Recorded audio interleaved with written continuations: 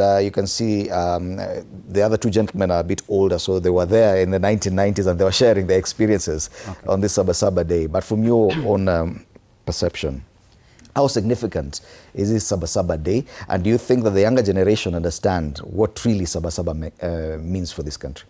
So thank you very much. I think I was late because I could not just get through the turn of AR coming in because there's a block.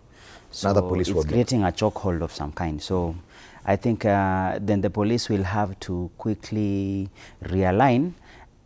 Honestly thinking, I'm not foreseeing a protest of any kind. It would even be in a better state if they let people move in, because the kind of people I've seen or I've met are just basically people trying to get to their work. And I think the caller online has made another point that will even push people not to come, because it says, how will I get home? But that aside, I think I want to say there's a generational difference. Their generation were the young people of the 90s. They're the ones who saw the entire Saba Saba. Every generation has a fight. Every generation has a responsibility within the national psyche. And I think for Kenya, we've had different periods with different askings. So that if you look for our grandfathers who are young people in the 50s, 60s, will talk about independence.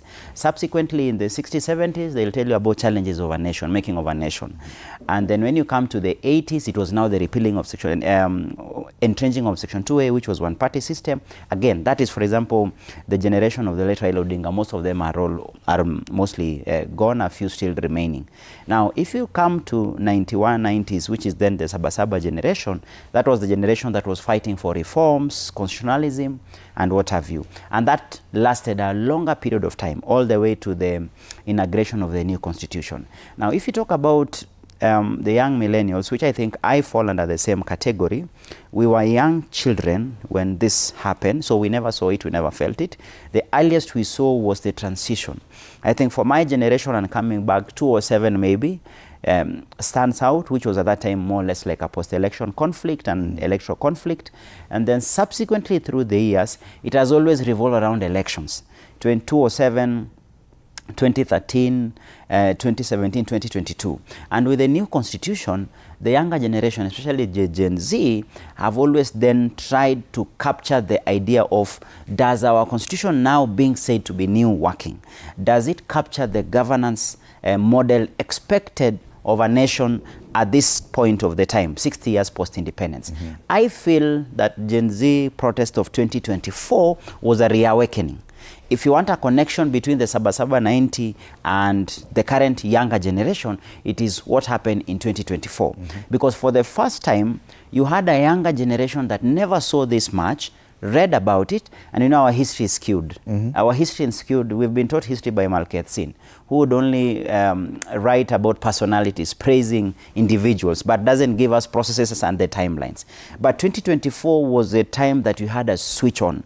And the switch on meant the younger generation now felt the governance model we have does not work. It does not offer meritocracy. And I think I remember the president said, I've had you. Why? Because it was a wake-up moment that the younger generation was saying, whatever has worked for the older generation may not be the situation. So I find the connection between then, which is the 1990 struggles, and the current struggle with the Gen Z protest. It was coincidental that it came at the time, almost similar time, actually 2 week or 1 week apart. It was almost like it was to happen during Saba Saba. So I don't know if it was the ghost of Saba Saba that awoke the younger generation. And something about the 2024 Gen Z protest was that it made them dig into history. If you look at the time culminating into that protest, there was a lot of information sharing. There was a lot of historical pieces being shared. People were saying, now I know. This was the first time you see people actually deep diving into conversation around finance bill. The protest was not just protesting against or against. It was, what are the issues we are protesting against? And if you look at even how the government was then put on the backdrop, like more or less like on the defense, it was on specific elements. And that's why the president was forced to address specific aspects. He withdrew the finance bill. He dismissed the entire cabinet. So you could see it was action-oriented because the protests were not amorphous. The protests were targeted. And I feel it came from a point that the younger group started to dig through history, through information. And if you remember then, post 24, 25, there's been a correlation between the 25th June protest vis-a-vis Saba Saba.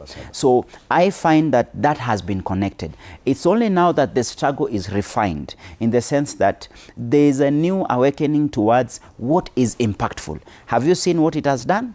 People now registering for voters. That's why you say the Nikokadi campaign. So that tells you it's a culmination of being alive. There's a level and of walk. clarity. Yes, there's a level of clarity. Importantly, the last 2 years has seen the conversation around specific issues, whether it's about county governments, whether it's about national government, whether it's about finance, whether it's about governance. It is very targeted. Mutambu is very specific. disagrees. He says there's a lot of confusion on what people are debating about. No, what you call confusion is that it has not morphed into one organized movement. This is what happens when